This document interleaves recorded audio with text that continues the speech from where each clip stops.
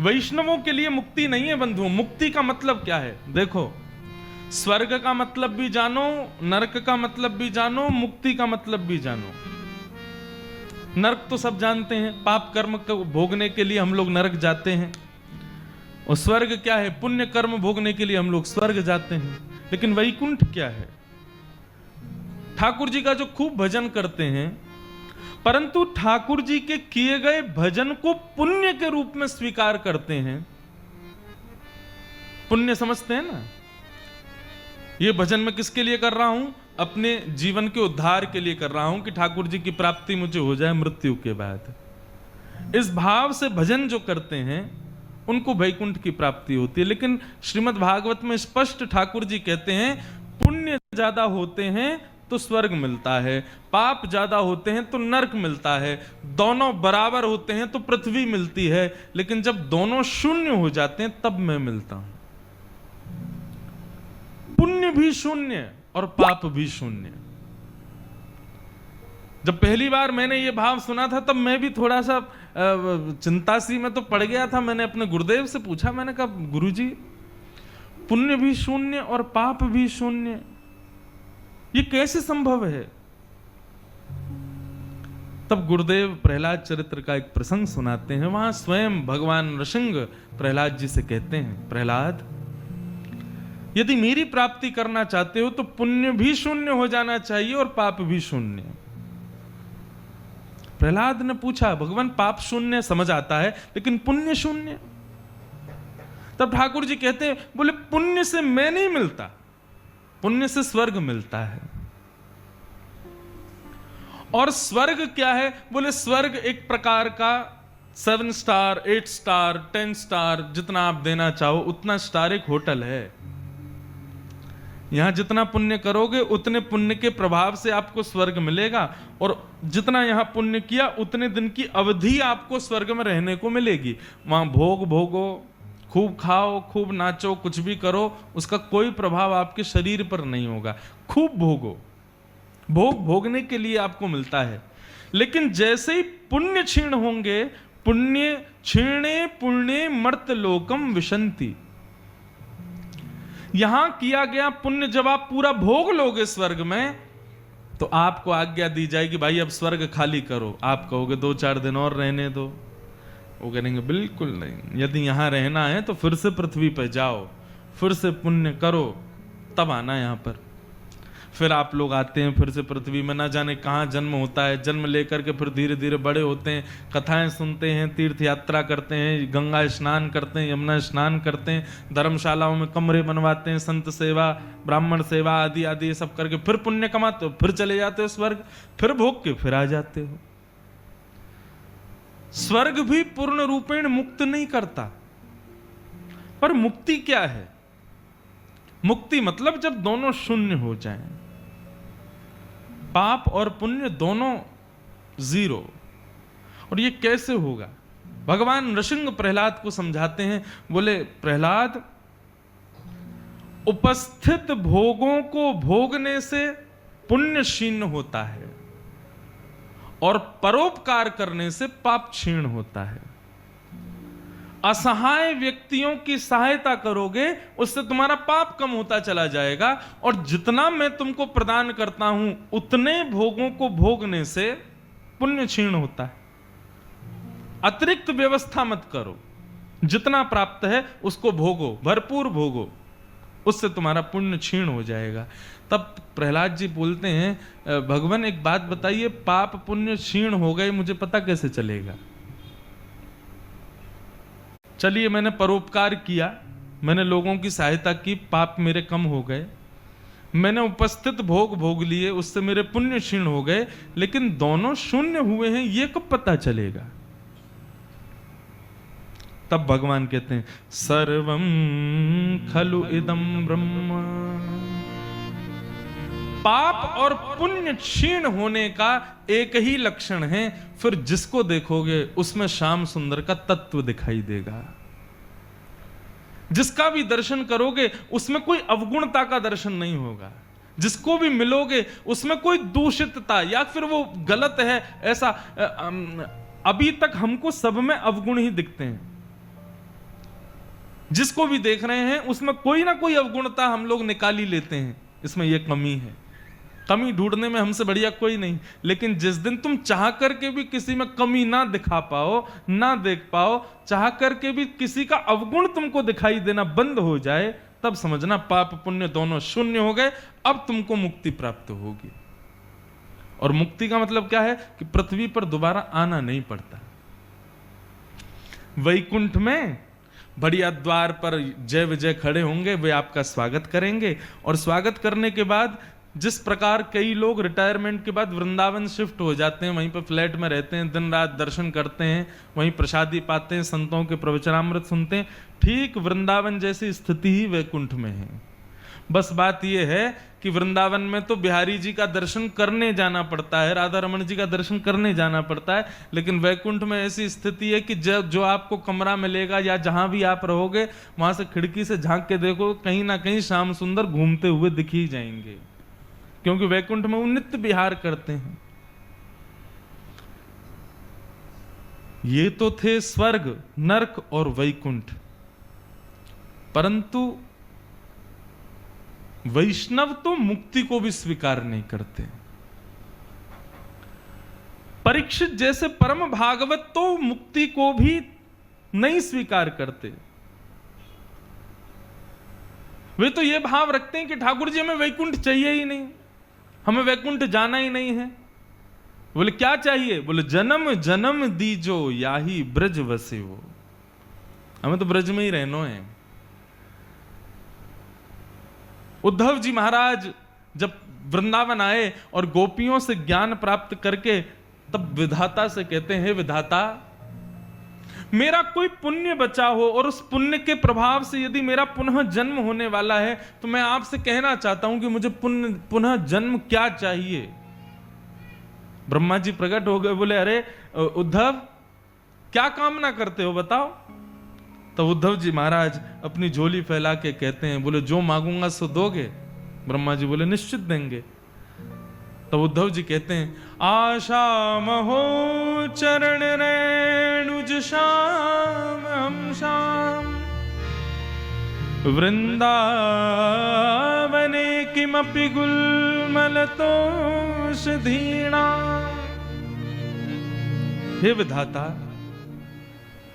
यदि आप मुझे पुनः जन्म देना चाहते हो मेरे किसी पुण्य कर्म की वजह से, तो इस उद्धव के देह त्याग के बाद जब इसका पुनः जन्म होना तो वृंदावन का कोई छोटा सा पौधा बना देना मुझको। बड़ा वृक्ष नहीं, छोटा पौधा। वृंदावने किमपि गुलमलतौषधीणाम। विधाता कहते हैं छोटा ही क्यों बनना है?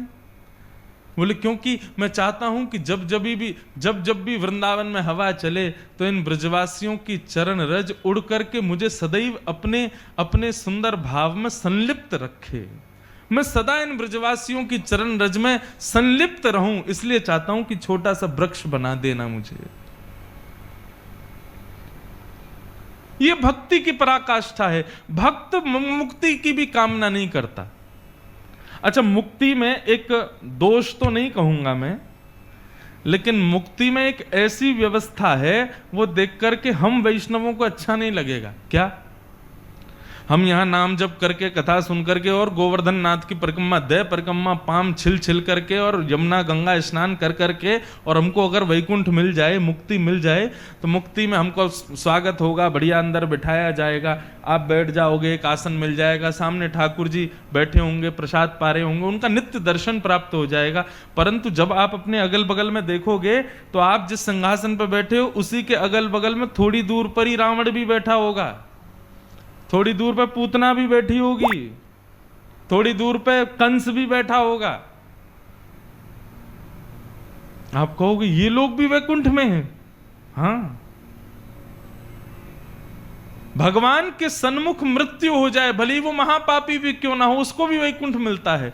हम यहां इतना भजन करके, जीवन पर्यंत ठाकुर जी का तिलक सिर पर धारण करके, इतने परिश्रम करके वैकुंठ प्राप्त कर रहे हैं, और वहीं हमारे बगल में बैठा हुआ रावण जो भगवान को गालियां दे रहा है, कंस जो भगवान से बैर कर रहा है, पूतना जो भगवान के प्रति दुराचरण का भाव रखती है, उसको भी वैकुंठ मिल रहा है। क्योंकि वैकुंठ प्राप्ति के लिए भगवत नाम स्मृति जरूरी है। अब नाम भले ही भाव से गाया हो चाहे कुभाव से गाया हो, वैकुंठ तो मिलेगा। इस बात को जान करके वैष्णव थोड़े से खिन्न हो जाते हैं। इसलिए वैष्णव कहते हैं हमको मुक्ति नहीं चाहिए, हमको भक्ति चाहिए। अब मुक्ति और भक्ति में अंतर क्या है? केवल इतना, मुक्ति मतलब मृत्यु के पश्चात भगवत दर्शन, और भक्ति मतलब जीवित अवस्था में ही भगवत दर्शन। मुक्ति का मतलब देह के परित्याग के बाद भगवान का दर्शन। अब कब होगा, कहां होगा, कहां वैकुंठ है, कब हम वहां पहुंचेंगे, कब ठाकुर जी दिखेंगे, ये तो है मुक्ति।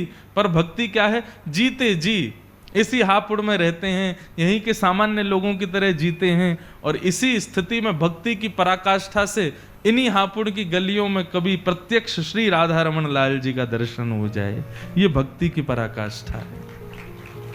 मुक्ति और भक्ति में इतना और अंतर है कि मुक्ति में भक्त भगवान के पास जाता है, पर भक्ति में ठाकुर जी आते हैं वैष्णवों के पास।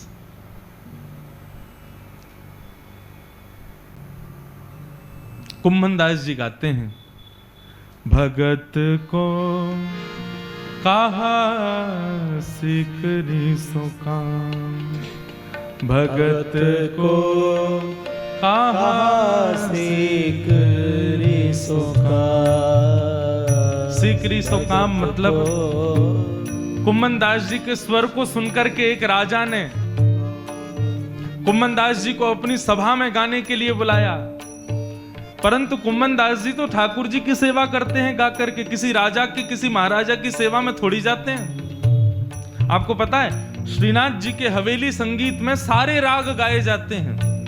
यमन गाया जाता है, भैरव गाया जाता है, भैरवी गाया जाता है, भीम पलासी गाया जाता है, परंतु एक राग है, वो राग ठाकुर जी के सन्मुख गाया नहीं जाता। उसका नाम है राग दरबारी। क्यों?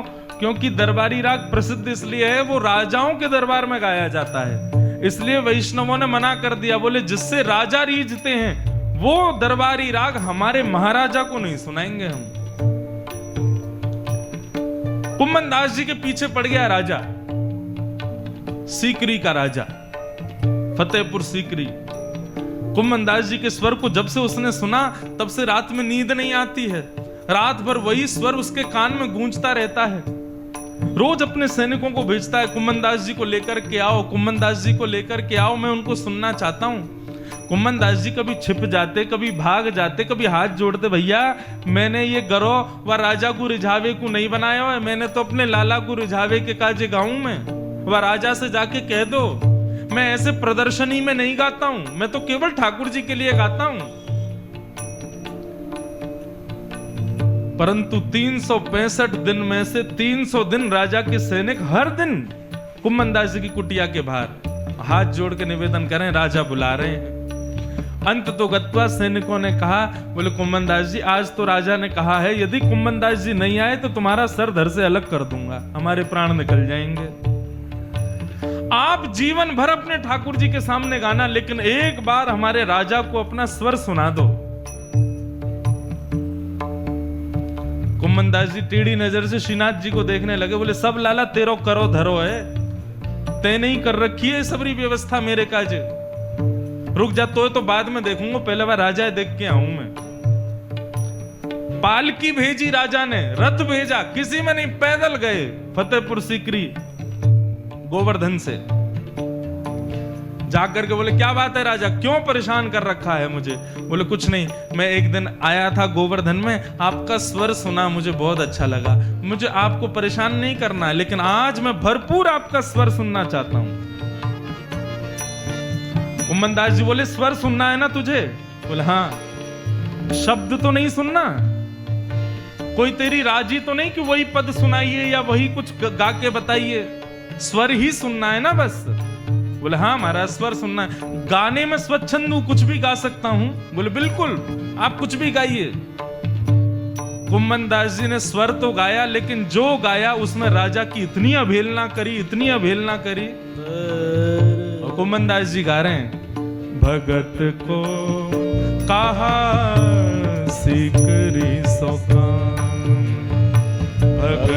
को कहा से करे सो काम। एक बात कहूं बंधुओं, मेरी प्रार्थना स्वीकार करना। ये जो भगवत वाणियां हैं, ये जो पदावलियां हैं जो हमारे रसिकाचार्यों ने गाई हैं,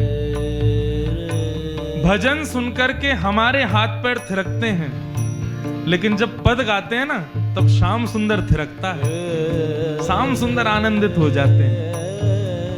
और भक्त का स्वभाव है जिसमें उसको रुचि लगे वो काम ना करे, जिसमें ठाकुर जी को रुचि हो वो क्रिया करे। अपने घर के ठाकुर जी को कोई ना कोई पद जरूर सुनाओ, उच्च स्वर में गाओ। हे भगत को कहा सिकरी सो काम, भगत को कहा सिकरी सो काम। भगत को कहा सिकरी सो काम, भगत को कहा सिकरी सो काम। आवत जात पन्हैया टूटी, आवत जात पन्हैया टूटी, आवत जावत पन्हैया टूटी, आवत जात पन्हैया टूटी। बिसर गयो हरि नाम, ओ बिसर गयो हरि नाम। हे भगत को कहा सिकरी सो काम।